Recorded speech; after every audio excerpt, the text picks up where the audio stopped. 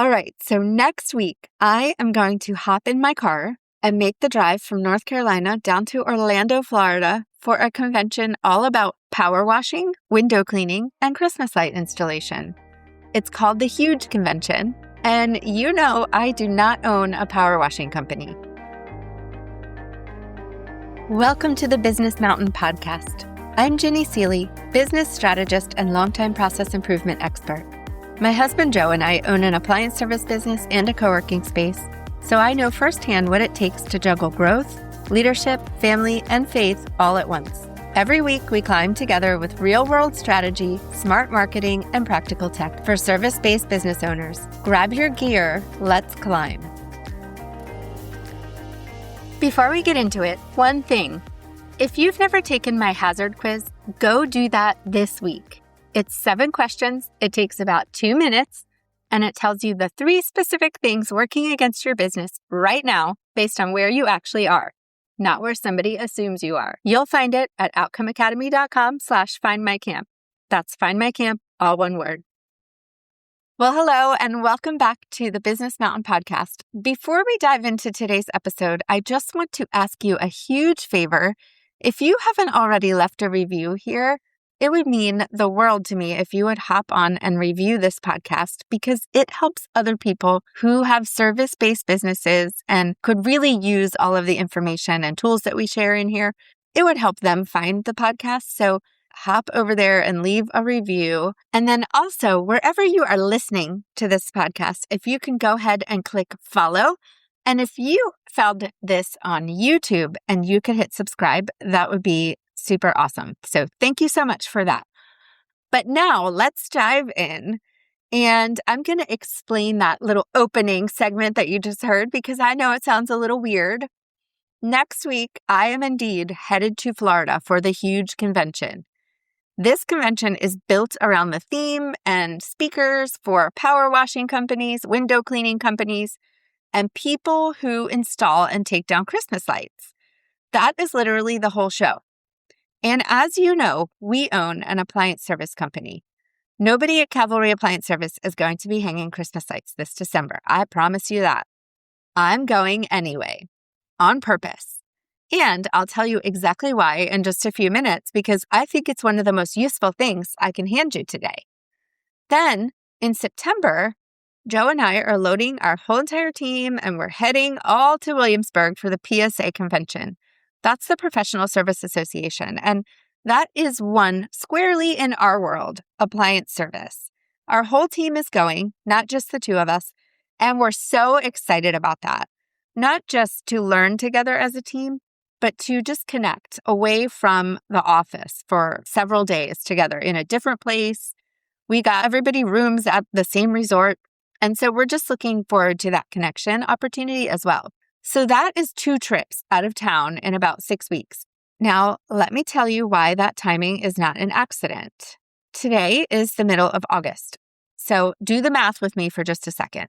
The last quarter of the year starts October 1st.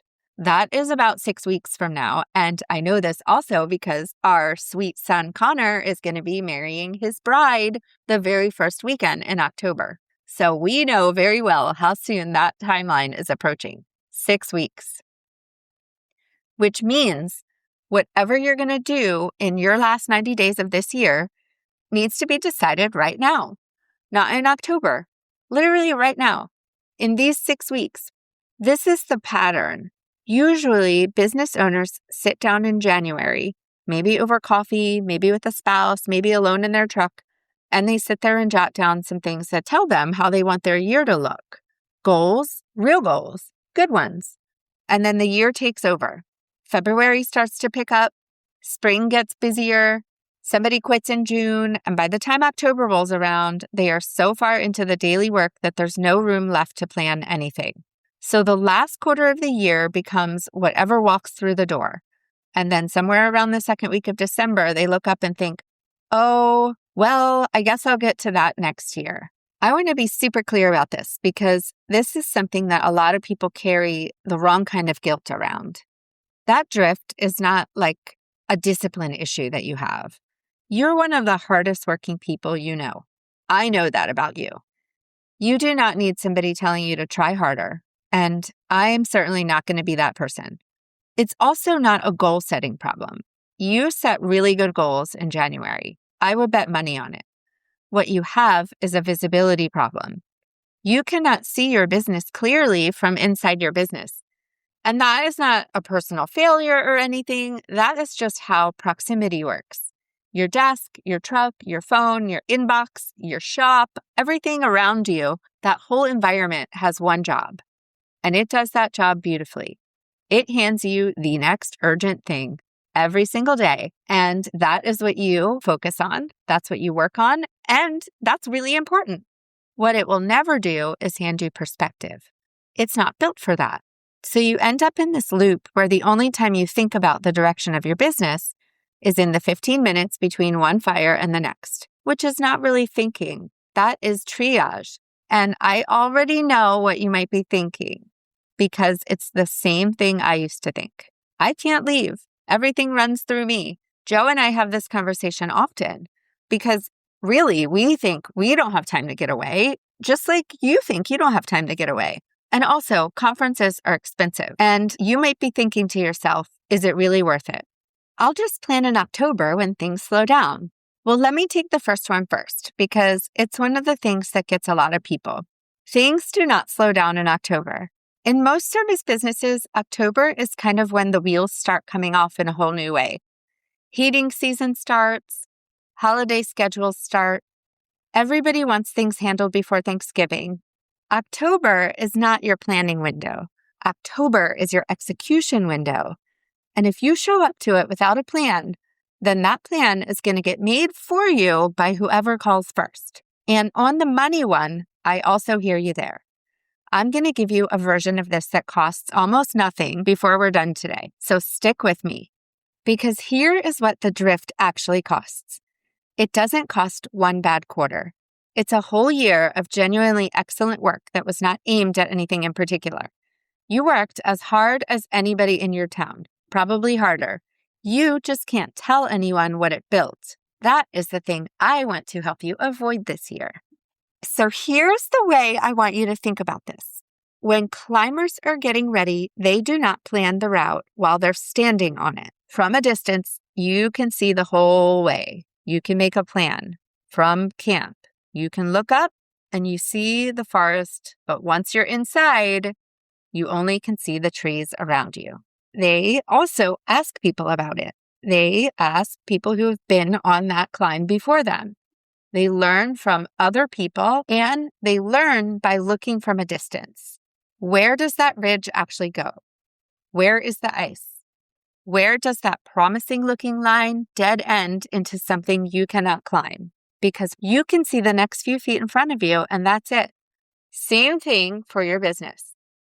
Both of the views are really important views to have, but only one of them helps you choose which way to go. That is your business right now. You're standing on the mountain in the middle of August. All you can see is the next few feet, the next job, the next invoice, the next person who called out. If you're in the appliance business in most of the country, this is also your busy season. So I do know that in Florida, during the summer is not the busy season for appliance repair. During the winter time, when everybody comes down to Florida, is when business picks up for people in Florida. But most of our country, this is the busy season for appliance service. So now the phone's ringing, you're trying to put out fires, you're serving all the clients, everything. You're not doing anything wrong. That's just the view from where you're standing, right? Right now, you're inside the trail and all you can see is the trees. The trees are all of the things that are taking your attention in your business right now. So before the last 90 days start, I want to challenge you to go get the other view. That's what the next 6 weeks are for. Not for working harder, but for getting far enough away from the trail, all of the things going on in your business, to read the route. And there are 3 moves to it. 1, get distance. And I mean that physically, not as a mindset thing. 2, look back before you look forward. And 3, pick the needle movers and name what you are letting go. And let me walk you through all 3 right now. Move number 1, get distance. You have to leave, physically leave your normal environment. Now, I'm not telling you to leave during the absolute busiest part of your business. Let's get through the very busy part, and then you can take some time.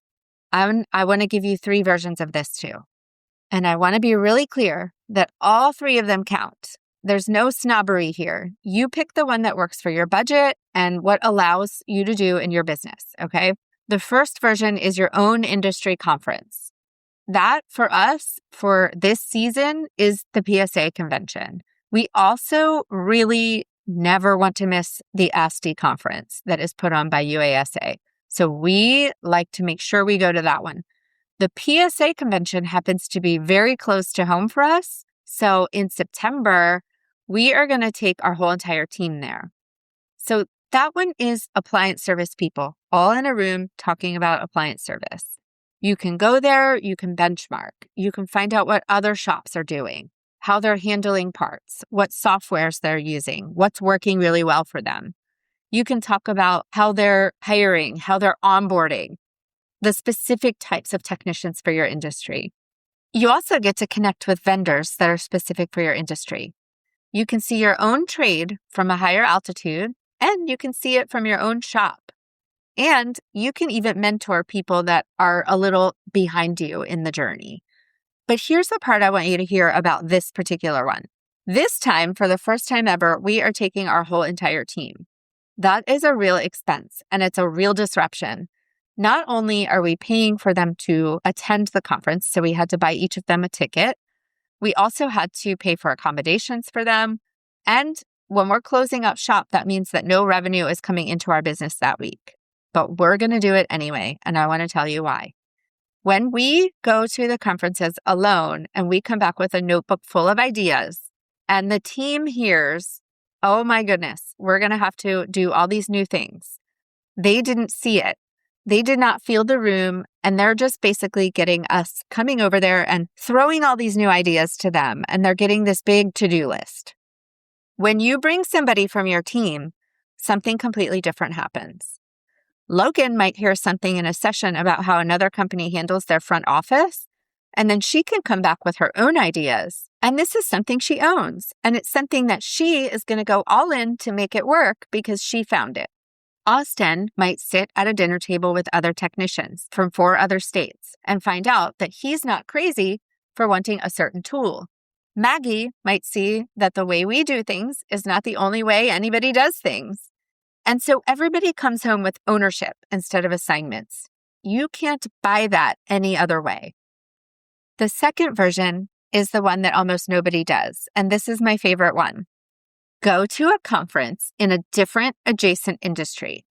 This is the one in Florida next week. And the first time we did this was last year, and we went with our whole mastermind group of friends that we meet with regularly. We're all appliance businesses, and that was super fun. We divided and conquered. We went to all different classes, and then we met back at lunch and dinner, and we shared our biggest takeaways and some big aha moments and really exciting things that we thought, wow, we could do this in our industry. So next week, the huge convention is all about power washing, window cleaning, and Christmas lights. Absolutely nothing to do with appliance repair on the surface. But look at the shape of those businesses instead of the service they sell. They all have trucks. They all have routes. They all have special technicians of one kind or another doing things. They all have to schedule their calls.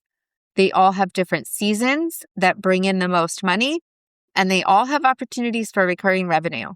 Customers who need something done at their house by somebody they trust. And I want to just mention here that we don't just serve people that run in trucks here at Outcome Academy. You don't have to just have a truck, but get into an industry that is adjacent to yours that you can learn something from, because it is absolutely a game changer. They have the same shape as your business, but kind of a different job, but literally the same machine that runs that job. And here's why that adjacent room is often even more valuable than your own room. In your own industry, everybody has the same blind spots you have. You all inherited the same assumptions about how pricing works, how scheduling works, what a technician is supposed to do all day. If everyone in the room learned the trade kind of the same way, then everybody in the room is kind of stuck in the same places too. In an adjacent trade, somebody has already solved a problem you have using a model you've never seen because they came at it from a completely different direction. And then there's the honest part that nobody says out loud. At your own industry conference, the person with the best system in the room could be your competitor. They'll be friendly, but they'll be a tiny bit vague about exactly how to do the thing. In an adjacent industry, that same person will draw the entire thing on a napkin for you because they're never going to take $1 from you and you're never going to take $1 from them. I'm going to Florida looking for models, not tips. How do these companies build recurring revenue on a service that is technically a one-time job? How do they run a seasonal add-on and make real money in a narrow window? How do they handle the phone? How do they sell a maintenance plan to somebody who doesn't think they need one? If I come home with one model I can adapt, then that trip pays for itself several times over. So how do you find your adjacent room? I want you to ask yourself 2 questions. Who serves the same customer I do, but does a different job for them? And who has the same operational shape as me? The trucks, the routes, the scheduling, the seasonality, but in a different trade. So think about that. Think about conferences that exist for people in an industry adjacent to yours. If you're a plumber, go look at what pest control is doing with recurring service agreements. If you do lawn care, go see how a pool service company handles route density and seasonality. If you do bookkeeping, go sit in a room full of insurance agents. Watch how they handle client retention. You're not going for the content. You're going for the model. And the third version is the one that costs almost nothing. And I want to spend a minute on this one because this is one most of you are actually going to do. Build your own. I know that sounds funny. Joe and I did this a few weeks ago in Orlando, just the 2 of us. Not really an agenda that was handed to us by anybody else. No sessions to go to, no vendors. We left, we sat down, and we worked on the businesses instead of in them. That is something available to you. And I mean it. You do not need to spend money on a conference. You do not need to spend money on travel. You can literally hop in your car and go an hour away. And then all you have is like a hotel night that you're spending. So see if you can do that. Last year, we did our retreat in Asheville. The year before that, we did it in Washington, North Carolina. Those are places that are a few hours away, and we still got out of our scene, and we came up with a really cool idea when we were in Washington. We ended up popping into a co-working space that somebody else owns up in Washington, and we got an amazing idea for how to structure our littlest offices at our co-working space. We came back and we were like, we can build a wall. We had cubicles before. We built a wall, and it was a very simple, pretty inexpensive solution to give our people locking doors and to allow them to be able to list their businesses on Google and get verified. So that was huge for us, and it was huge for our clients at the co-working center. So here are the rules that make the do-it-yourself version actually work, because I've seen some people try this, and then it kind of turns into a really expensive weekend of nothing. First, you have to leave. Your kitchen table is not a retreat. Your kitchen table has laundry on it, a dog that needs to go out, a child who needs a ride somewhere. I want you to go somewhere else. A hotel that's 2 hours away, like I said. A rented cabin. Honestly, a coffee shop in the next town over for a full day will do more for you than a week of good intentions at home. Secondly, put a start time and an end time on it. This is a work session, not a vacation. If it's open-ended, then it will just turn into you scrolling. Third, I want you to bring exactly 3 things. What you wrote down in January, your numbers, and a figurative blank page. What you wrote down in January are your goals. At Outcome Academy in the 8,000er program, we use Monday.com to track all of the things that we want to get done in our business. And this is not working in your business. These are all the things that we want to do to work on our businesses. So we have Monday.com. We wrote down all of our stuff from our big brain dump at the end of last year that we were preparing to achieve for this year. And so that is a super important thing to have with you. Whatever your method of doing that is, I know my good friend Doug, he loves EOS and the tools that EOS has online for this. He likes to do his vision traction organizer. This is what you really want to look at. What are your big plans that you made for your business? And where are you when it comes to those plans? Your numbers are really important. So obviously, you're going to bring your laptop with you. You want to have your financial data as caught up as possible. If you don't have it caught up, you know when you're going to go away. Talk to your bookkeeper if you have one and ask them to make sure that things are caught up because you're going to have a big planning session. If you do it yourself, this is step one. You want to get your numbers right. Your other KPIs are important as well. And in the next episode of the Business Mountain podcast, you're going to hear all about the KPIs that we're going to look at. You also want to have a blank page. And by this, I mean you want to have an open mind. You're going to look back at what you wrote down and said you were going to do. But I really want you to clear your mind and really think about what you want to do now. What's important? What has changed over the year? Fourth, I want you to put the phone face down. I know your business is not going to fall over because you were unreachable for 6 hours on Tuesday. And if it genuinely would, then congratulations. You just found your most important goal for the last 90 days of the year. But in all seriousness, if you think you can't get away during the week to do this, then do it over the weekend, but just do it. Fifth, do not leave the room until the decisions are written down. Not the ideas, the decisions. There's an enormous difference. Move number 2, look back before you look forward. Now that you're out of your environment, here is the thing almost everybody is tempted to skip. People sit down to plan and they immediately start writing down new goals. It feels really good. New goals feel like momentum, and it's the exact reason that same goal keeps showing up on your list every year for 3 years. You have to look backward first, like I just mentioned.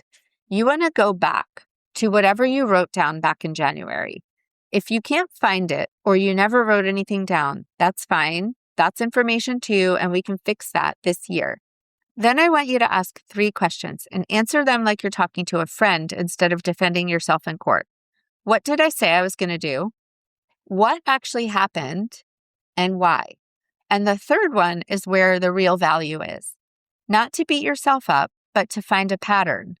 Because if the reason that 4 things did not happen is that they all depended on hiring somebody, then you don't really have 4 problems. You have 1 problem and it has a name. Hire somebody.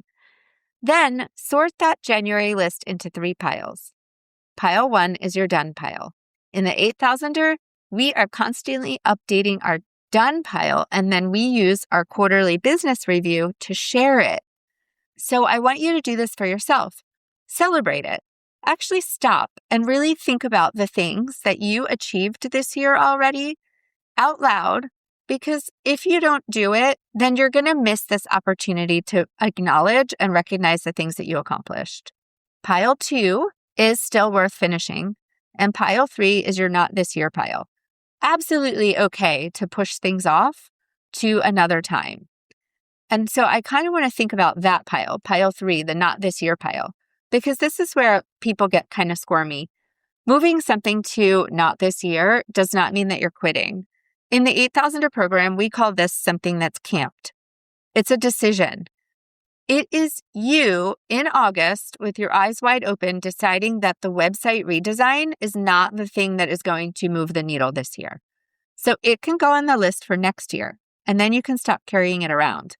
The camped update that we have in our Monday board, you can just leave something camped indefinitely, at least for now, because that means that you thought of it, you know that you might want to get to it someday, and you're never going to forget it because it's there. You're leaving it on your list so that you don't forget that you had this amazing idea. You're just not going to tackle it today. Every single thing you put in that third pile gives you back capacity.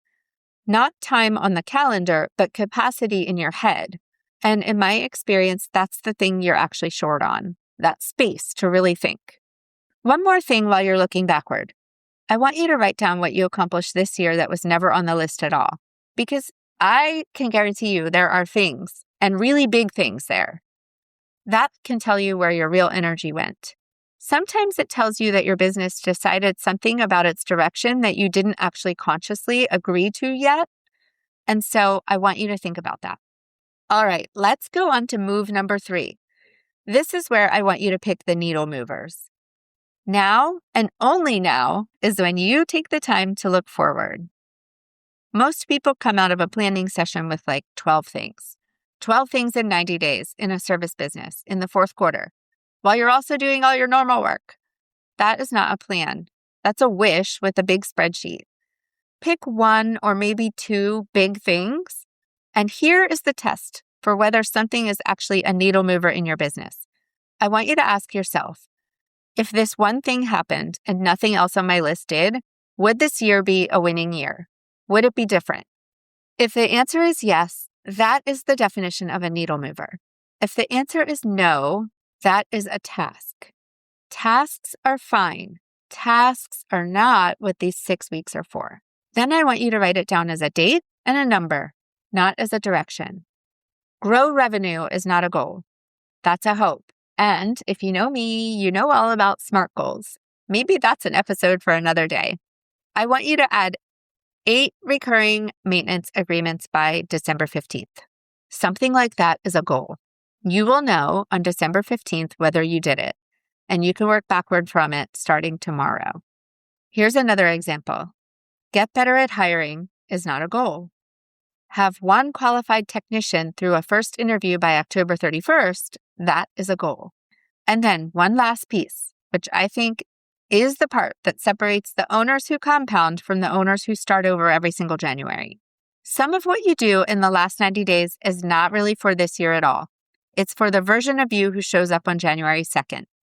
That is your pricing decision for next year, made in November instead of panicked in February. That is getting your books clean before tax season instead of during tax season. That is starting to build a hiring pipeline now so that when somebody leaves in March, you're not starting from zero. For us at Cavalry, our evaluation conversations are one of those anchors, and we talked about that a couple episodes back. Climbers stash supplies on the way up so they have what they need on the way back. Do the same thing for January. Leave yourself something. Now, I want to name the thing that's probably sitting in your mind right now, and it might be feeling really stressful on your chest, because I have felt it sometimes too. Leaving feels irresponsible. When everything runs through you, taking a couple days to go sit somewhere and think feels like the least responsible thing you could possibly do. There are calls to answer, there's work on the board, and here you are out of town looking at a piece of paper. So I want to reframe it for you. The view is the work. Nobody pays you for the hour you spend across the valley reading the route. There's no invoice for it. And it is still the most valuable hour of your quarter because it is the hour that determines whether the next 500 hours are pointed at anything. And there's a leadership piece to do that I don't think gets said enough. Your team can feel whether or not you have a plan. They can. They may not have the words for it, but drift at the top always turns into anxiety underneath. When the owner is reacting, everybody's reacting.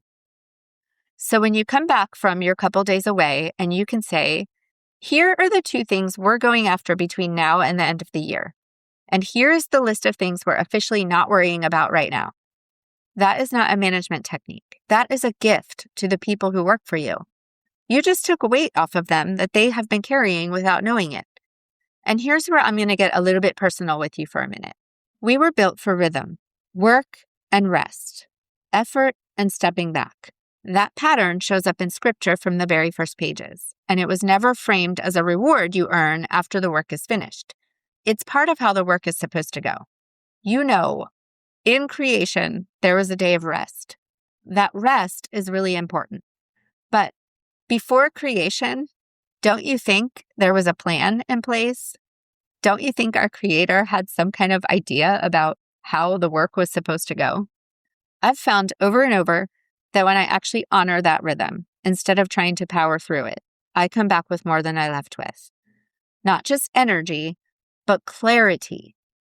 Things that were tangled for months come apart in about 40 minutes once I'm somewhere else, just out of that big pressure that comes with showing up at work every day. And here's the real joy in that. In trusting that your business can breathe without you for 2 days, in remembering that you were never actually asked to hold the whole entire thing up by yourself. I love that about this work. And I think it's one of the best things I get to tell business owners. So let me give you the 3 things to actually go do.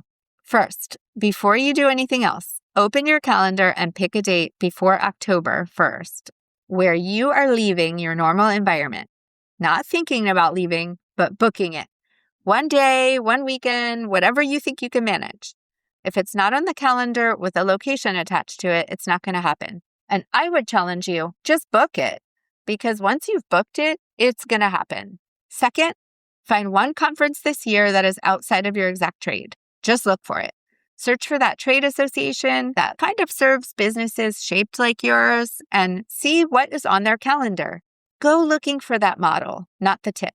And if the budget genuinely is not there this year, then run your own version and put the money you saved into making it 2 days instead of 1. And third, when you go, I want you to take January with you. That list, your numbers, your blank page also. Do the honest look backward before you write a single new goal. 3 piles. Done, still worth finishing, and not this year. And I want you to be generous with that 3rd pile. You have 6 weeks before the last quarter starts, 6 weeks for us before the big wedding day, and that's plenty of time to get that view. It's not plenty of time to keep putting it off. The last 90 days of this year are going to happen either way. They're coming. The only question is whether you walk into them on purpose or whether you get carried into them. And what you should be working on in those 90 days depends entirely on where you are on the mountain right now.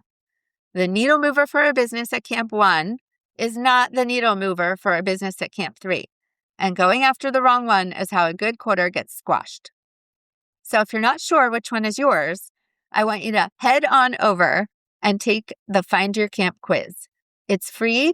It takes about 2 minutes and it's on outcomeacademy.com/findmycamp. It will tell you exactly where you are and what exactly matters next for a business at your altitude. That is the best possible thing you can have in your hand when you sit down with that blank page. You're going to get an email every day for 5 days with exactly the hazards that are there waiting for you at your altitude and what you can do about them. So maybe it will give you a really good starting point for what to focus on in the next quarter and next year. Next week, we're going to take this one step further. Once you have that view, you need the numbers to go with it. So we're going to walk you through the 5 areas of tracking and how to honestly look at your KPIs before the year closes out. But before that, I want to take a minute and just invite you to download the amazing planning tool that I created for you based on this episode. As you know, the last several episodes, we have been trying to give you something to take away to help you take an action, because action is what actually makes things happen in your business. Dreaming about things, writing them down, planning them, those are all really good steps. But action is what gets things done. So this tool that I gave you is going to help you take action to plan your event so that you can get away and do all the things we talked about in this episode. You can find the download right in the show description or the blog post for this episode. It's my gift to you just for listening. Thanks so much for being here, and I'll see you next week. Before you go, here's your next step. Take the free Find Your Camp quiz at outcomeacademy.com/findmycamp. In about 2 minutes, it shows you exactly where you are on the mountain and which path fits you best. Whether that's the 8,000er expedition, the compound marketing machine, or one of our other resources. And if this show is helping you, follow it wherever you listen. Subscribe on YouTube and share it with a business owner who needs it. Thanks for spending this time with me. I'm super grateful for you, and I'll see you in the next episode.